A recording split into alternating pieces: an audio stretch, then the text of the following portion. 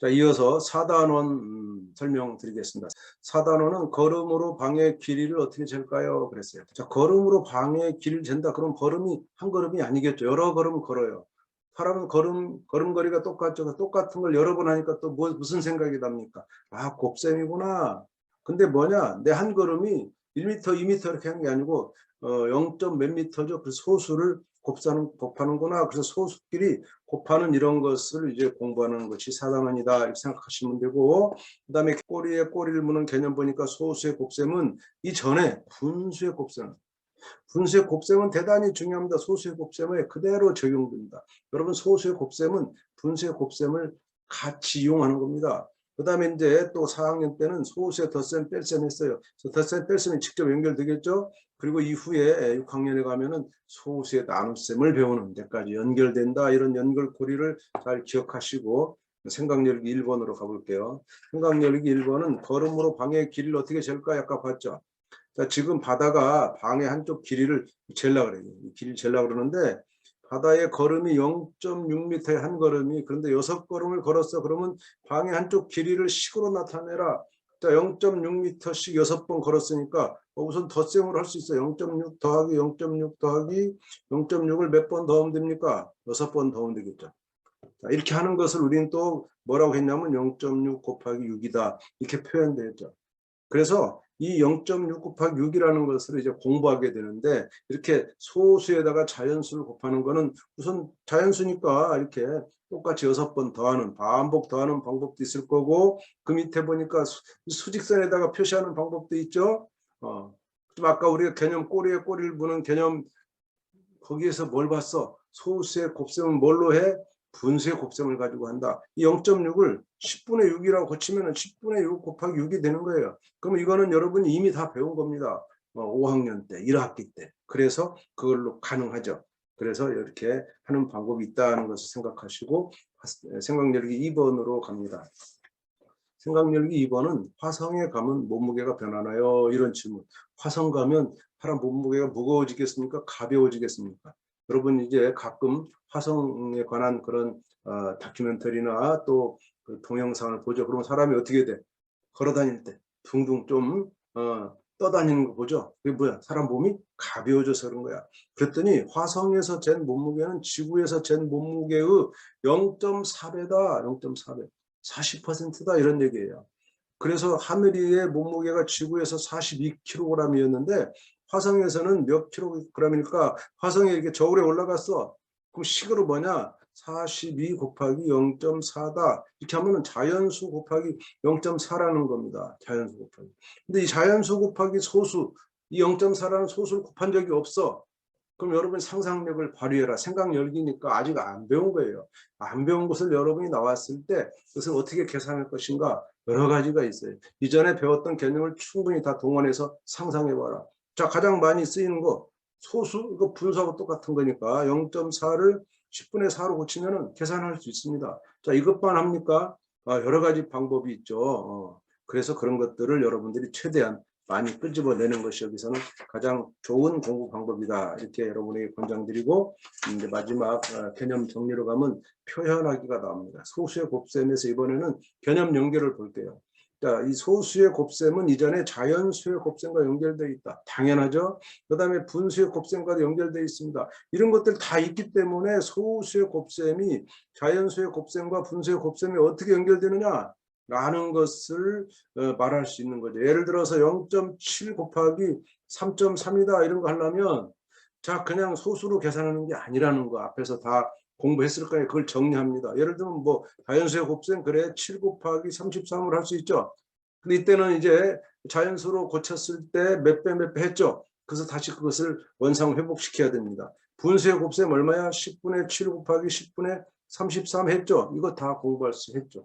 계산할 수 있습니다. 이런 방식으로 여러분이 연결되는 과정을 친구에게 글로 써서 편지로 보내달라. 이것이 이제 연결하는 과제가 되겠습니다. 이렇게 새로 나오는 개념은 과거의 개념으로 다 연결되니까 결코 못하는 게 아니고 할 수 없는 게 아니고 다 할 수 있는, 스스로 남에게 도움 필요 없다라는 거 강조하고 있는 겁니다. 자, 그러면 5단원 가볼까요? 5단원은 상자 모양의 특징. 상자 모양 생각나는 게 있어. 언제 배웠냐? 초등학교 1학년 때 배운 거 이제 다시 5학년에 와서 직육면체다 또는 정육면체다 그런 거를 배우는 겁니다. 그래서 개념 연결이 어떻게 되는가 봤더니 직육면체를 이제 5학년 때 배우지만 이 직육면체 입체도형체는 평면 도형도 배우고 또 사각형 이런 도형이 직육면체로 왔어.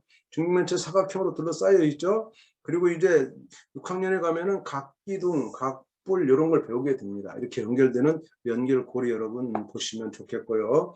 예, 이제 생각열기 1번에 가보니까 상자 모양의 특징은 무엇인가요? 초등학교 1학년 때도 많이 했어요, 이런 거. 근데 오늘은 상자 모양을 배우는 것이 중요하지만 그 옆에 또 뭐가 있어? 기둥 모양, 원기둥이라는 게 있는 거죠. 이 두 개의 공통점과 차이점을 써보면 자, 상자 모양을 배울 때지만 이 직육면체를 배우는 때지만 이 직육면체는 단독으로 놓고 특징이 뭐냐 1번에서 그 질문하고 있어요. 그보다 더 중요한 거는 이렇게 2번처럼 두 모양을 놓고 서로의 공통점과 차이점을 써보는 것이 이 직육면체의 특징을 이해하는 데 더 좋다 이런 겁니다. 공통점은 뭐냐? 자, 밑면이 서로 다 평행하죠. 평행한 것은 공통점인데 모양이 달라. 그럼 차이점이야. 이런 식으로 비교하면은 아, 직육면체가 어떤 특징이 있는 거구나 하는 것을 더 잘 정리할 수 있는 거죠. 자, 생각력이 2번으로 가볼게요. 입체도형은 보는 방향에 따라 창고의 모양이 달라지는 겁니다. 이런 것을 우리가 겨냥도를 배우려고 하는 그런 생각 여는 겁니다. 그래서 지금 산이가 있고 그다음에 강이가 있고 드론이 있어요. 드론은 떠 있죠. 떠 있어서 좀 더 많은 걸 천장도 볼 수 있고 그래서 산이가 보는 그림 그다음에 강이가 보는 그림 드론이 보는 그림 다 다르죠. 산이는 지금 앞에 있기 때문에 이렇게밖에 못 보여. 근데 강이는 이렇게 한쪽 양쪽에 모서리 있기 때문에 두 면이 보이죠. 두 면이 길게 보이는데 요만하게 보이겠죠. 드론은 또 천장도 보여. 이런 것들을 여러분이 그림으로 그려주시면 됩니다. 그렇게 해서 생각을 열어두면 봄 안에 들어가서 이제 개념 활용으로 개념을 정리하는 그런 데까지 나갈 수 있는 그런 기회가 될 것입니다. 자, 표현하기로 갑니다. 표현하기. 직육면체 표현하기는 개념 연결을 볼게요. 개념 연결. 개념 연결은 뭐냐? 직사각형과 수직, 수평 또는 평행 이런 것들을 이용해서 직육면체의 밑면과 옆면을 친구에게 편지로 설명해봐라 그랬어요. 자, 직육면체 딱 상상이 되죠. 상자 모양 거기에 밑면과 옆면은 이렇게 서로 수직으로 서 있으니까 수직 이용할 수 있죠. 또 직사각형으로 되어 있죠. 그래서 직사각형, 정사각형, 수직과 평행의 개념을 정리하고 그것을 이렇게 연결해서 설명해주면 친구가 잘 편지를 통해서 이해할 수 있을 것이다. 그걸 말하고 있는 겁니다. 자, 그럼 이제 마지막 6단원 가볼게요. 6단원은 평평하게 높이를 맞춰볼까요? 했어. 뭘 평평하게 높이를 맞춰본다? 자, 그런데 제목 보니까 평균과 가능성이야. 아, 이게 무슨 관계가 있을까? 아, 궁금하시죠? 자, 그러면 이제 개념은 뭐냐? 평균과 가능성이라는 개념은 이전에 그래프들이 있었어요. 막대 그래프와 꺾은선 그래프처럼 이렇게 높낮이가 있는 이런 그래프를 평균으로 어떻게 갈 거냐? 그리고 이것이 이후에 6학년에 가서 비와 비율 상당히 중요한 개념인데 이걸로 어떻게 연결될 거냐를 보는 단원이 바로 이 단원이 되겠죠. 자, 그러면 이제 첫 번째 생각 열기 평평하게 높이를 맞춰볼까요? 이랬어요. 자, 지금 고리 던지기 놀잇감을 정리하기 위해서 기둥에 걸려있는 고리의 수를 세봤어. 자, 이게 몇 개냐? 이 기둥에 걸려있는 고리가 이건 6개고 이거는 2개고 이건 4개죠. 세봤어. 그럼 기둥 하나에 고리가 몇 개 정도 걸려있다고 말할 수 있느냐? 자, 고리가 3개니까 3개를 각각 말하는 건 쉬워요. 자, 6개, 2개, 4개 이렇게 말하고 싶은데 질문이 그게 아니야. 기둥 하나에 고리가 몇 개 정도 걸려 있다고 말할 수 있느냐? 그러면 이 말은 뭐냐면 전체를 봤을 때 어느 하나에 몇 개씩 걸려 있다고 하겠느냐? 그러면 똑같이 이것을 맞춰야 된다. 그런 의미가 있는 거예요.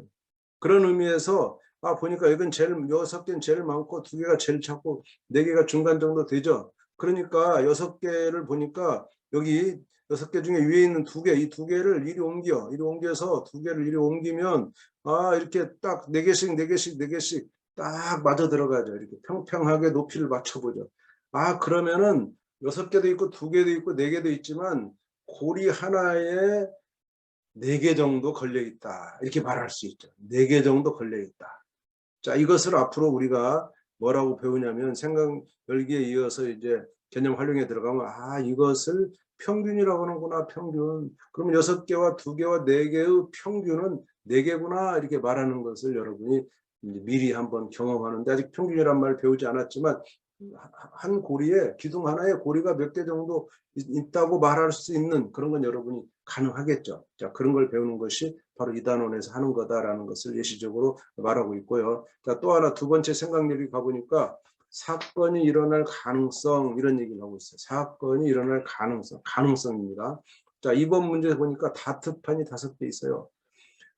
빨간색을 맞히면 당첨이 된다. 그랬더니 일부 가는 다 빨간색이야.